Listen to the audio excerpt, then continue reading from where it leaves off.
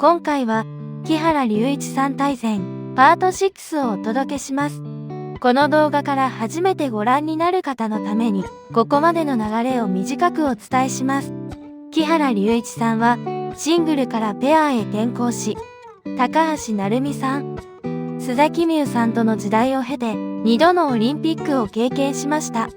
その後、引退もよぎるアルバイト生活を乗り越え、三浦璃来さんとの出会いから陸竜として世界の頂点を目指す新たな物語を歩んできました。世界王者になってからも道のりは決して平坦ではありませんでした。腰椎分離症による全休、復帰への苦闘、そしてようやく取り戻した王者の時間。しかしミラノへ向かう直前になっても2人の前から試練は消えませんでした。このパート6では全日本直前に起きた三浦璃来さんの肩の脱臼、そこから向かったミラノコルティナオリンピック、ブルーのコーチの名言、悲願の金メダル、木原龍一、原点への感謝までを一つの線として結んでいきます。長い遠回りの先で掴んだ最高に美しい答え、じっくり見ていきましょう。チャプター15、全日本直前の試練、肩脱臼。それでもミラノへ。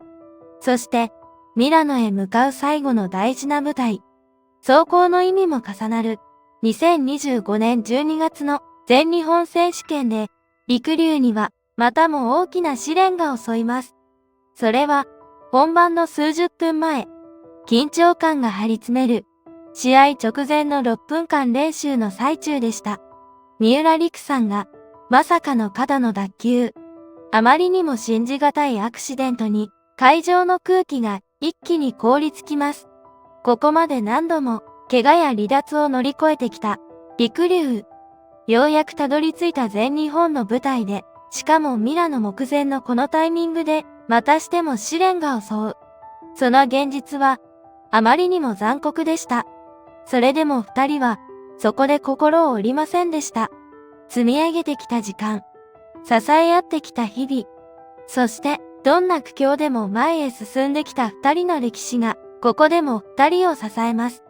ただ順調にオリンピックへ向かってきたわけではない。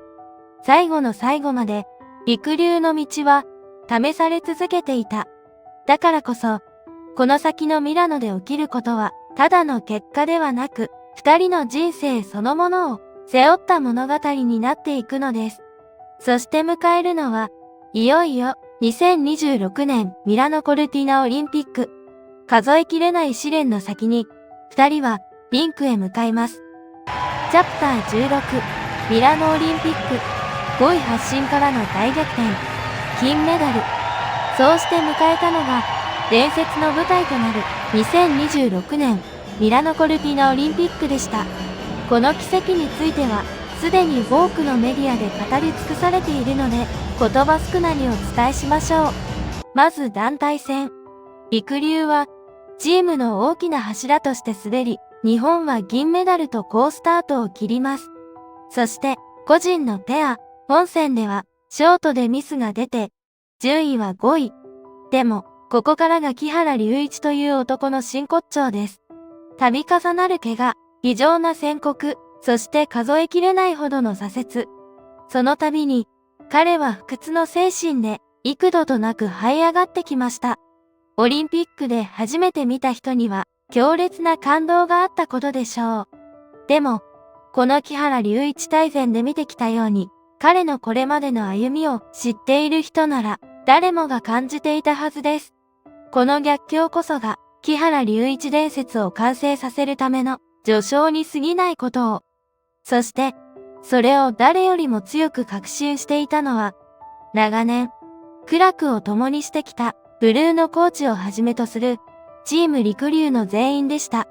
絶対的な信頼があるからこそ、あの逆境の淵でブルーのコーチはあの力強い言葉を口にすることができたのでしょう。It's not over.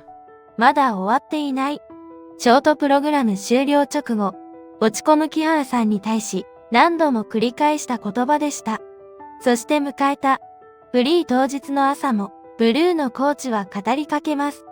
Your goal is to be the best in the world today.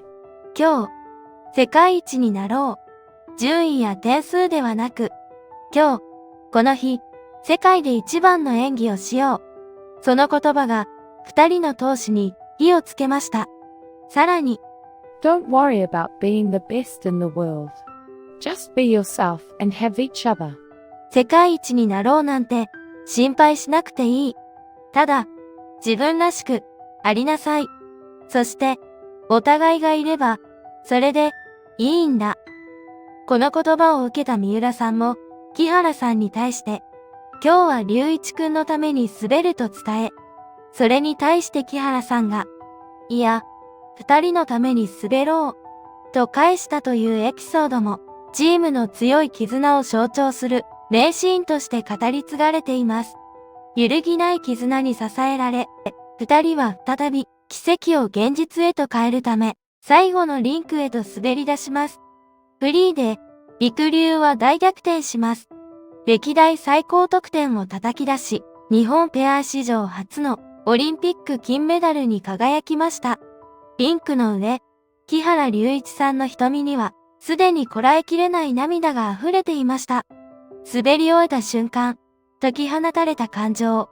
それは単に、勝負に勝った喜びだけではありません。スケートに捧げてきた彼自身の人生、そのすべてが報われた瞬間でした。振り返れば、あまりにも長く、険しい道のり。2014年、ソチで18位。2018年、ピョンチャンで21位。引退もよぎる中、アルバイト生活も経験した後、2022年、北京で7位。一歩ずつ、一段ずつ、地の滲むような努力で階段を登り続け、ついに2026年、ミラノの地で、彼は世界の頂へとたどり着いたのです。その人生の傍らでは、2歳年下の羽生結弦さんが、ソチとピョンチャンで連覇を成し遂げ、フィギュアスケーターとして伝説となってリンクを去り、さらに5歳年下の宇野昌磨さんも3つのオリンピックメダルを胸に、すでに競技の舞台を後にしていました。木原さんは4度のオリンピックを戦い抜く中で、後輩たちの輝かしい活躍と、その潔い引き際を一体どんな思いで見届けていたのでしょう。若き天才たちが次々と時代を彩り、そして去っていく。取り残されたような焦りや、言いようのない孤独を感じた夜もあったかもしれません。それでも彼は、立ち止まることを選びませんでした。誰よりも長く、氷の上に立ち続け、誰よりも多くの傷を負い、そして誰よりも遅く、一番高い場所にたどり着いた。その不器用なまでの実直さが、このミラノの奇跡を、より一層尊いものへと変えたのです。4度のオリンピックを戦い抜いた不屈のフィギュアスケーター。最後に見せた最高に輝く金メダル。こんな物語、そう簡単には起きません。諦めなかった者だけが最後に奇跡を現実にするのだと、彼はその人生をもって私たちに証明してくれたのです。ついにたどり着いた金メダル。